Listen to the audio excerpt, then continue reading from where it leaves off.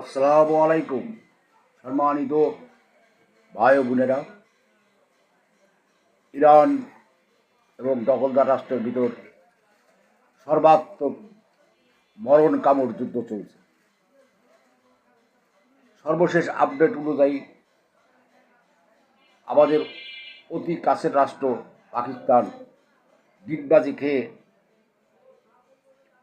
Donald ট্রাম্পের মধ্যাহ্ন ভোজনে আসিফ মনির। ইরানের বিভিন্ন জায়গায় ইসরায়েলের সর্বাত্মক হামলা, পারমাণবিক কেন্দ্রগুলো ধ্বংস করার জন্য আপ্রাণ চেষ্টা, কিন্তু সেগুলো এতই গভীর যে ইসরায়েলের পক্ষে সেগুলো ধ্বংস করা সম্ভব হচ্ছে না।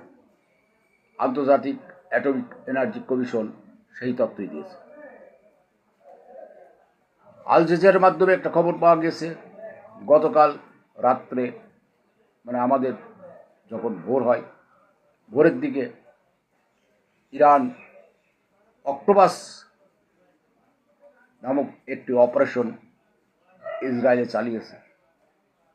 ক্ষয়ক্ষতির পরিমাণ কত হয়েছে তা তো জানার কোনো কায়দা নেই, কারণ আন্তর্জাতিক মিডিয়াগুলো সবই প্রতিবাদের দখলে। শুধুমাত্র কিছু কিছু খবর আমরা আল জাজিরার মাধ্যমে পেয়ে থাকি। সেখান থেকেই উদ্ধৃত করে বলছি যে এই আক্রমণের ভয়ে ইসরায়েলের সাধারণ নাগরিকরা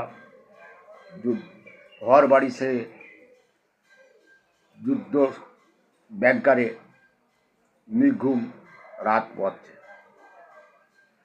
এই ধ্বংসাত্মক যুদ্ধ যারা করছে, যারা একে অপরের ধ্বংসের দ্বার প্রান্তে দিয়ে গেছে, সাধারণ মানুষগুলো পাটার বলি হচ্ছে। যুদ্ধের মানেই ধ্বংস, আর এই ধ্বংসের রং লাল। সেটা মানুষের কোটি কোটি প্রাণীর, উদ্ভিদ সবই ধ্বংস হয়ে যায় যুদ্ধ নামক ভয়ানক এই শব্দটার থেকে। আপনারা যারা যুদ্ধর বিরুদ্ধে, তারা একটু সাড়া দিবেন। যুদ্ধ চাই না, শান্তি চাই, আল্লাহর নাম নিয়ে বাঁচতে চাই, সকলে মিলে শান্তির দুনিয়া গড়তে চাই।